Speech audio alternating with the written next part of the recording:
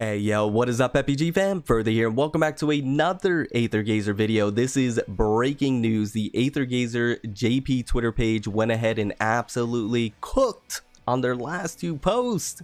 I don't know what's happening. I'm absolutely mind blown and floored, but I have to go ahead and talk about it with you all. Have to share this and then get your thoughts and opinions down in the comments below. So as you can see, this is the wallpaper or poster for patch 2.0, and as you can see down below, it is scheduled for January 9th, which is next week. This is mind-blowing because we were not expecting this. I was not expecting this. I don't know if anybody was expecting this. This is unprecedented because we were all expecting Flame Tier because that's how it was laid out in CN. I will show you the schedule here in just a second.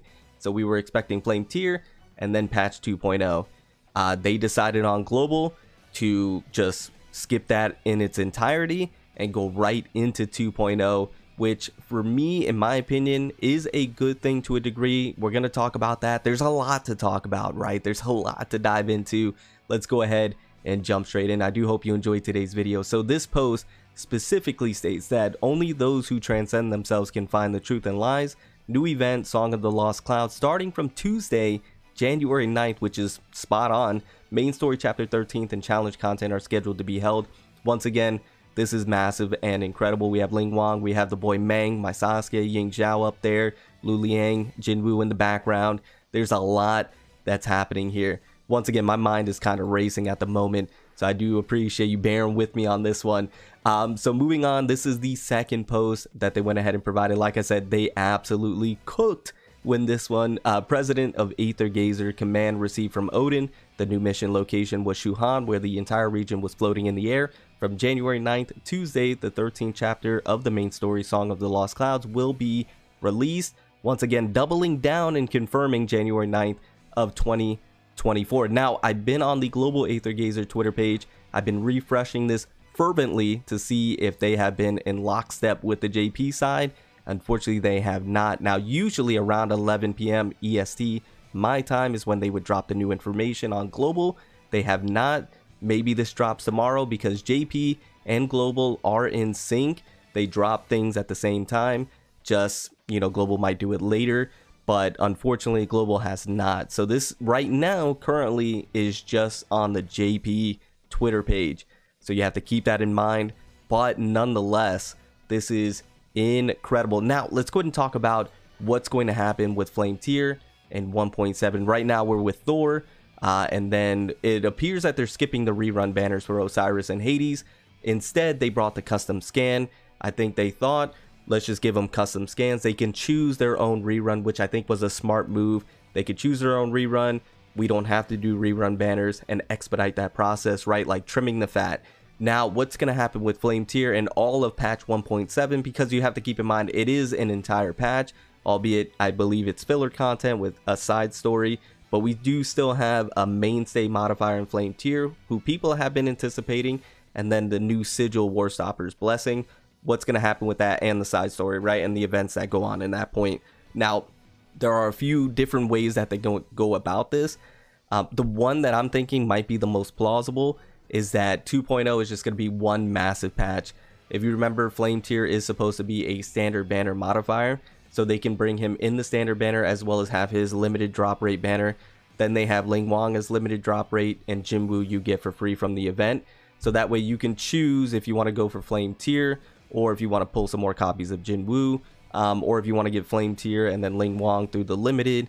You know, you have the choice and the options, right? They just go ahead and lump them in. Then they throw his side story in there, and then they have the sigils and, you know, Ling Wang's sigil in there. They just lump it all together, right? One massive, massive patch. Now, for the event, I don't know how they would go ahead and do that. I guess we would have to wait and see. But that is one way that they can do it. The other way that they can do it is that they can take this patch and they can move it to some point in 2.0 around a time where it might be a little lull, down, and introduce them there, or maybe introduce them where it makes sense, you know, maybe around Corrupted Ryuguri, even though that's way down the road, because they have that ultimate skill chain together. I'm not entirely too sure, but that could be a way that they introduce them at some point during 2.0, maybe when it's a down period. Go ahead, throw them in there, people get excited for them, and they go ahead and pull. Those are really the only two scenarios that I can think of right now off the top of my head. Keep in mind, my head's still spinning from all the news that's going on, so I'm probably missing a very, plausible or realistic scenario that he can be in where 1.7 is. But the fact that they're just skipping it in its entirety is pretty crazy. I don't think it's such a bad move per se, in my opinion, because once again, the foresight, developers know what people are saving for. Everybody knows that people were going to be skipping Flame Tier and going for Jinwoo. Now, I know there were a lot of Flame Tier lovers that were out there that were waiting for him. I understand, but you have to understand that the majority of individuals were going to be skipping him and just going for 2.0 Ling Wang and Jinwoo. That was going to be the majority, right?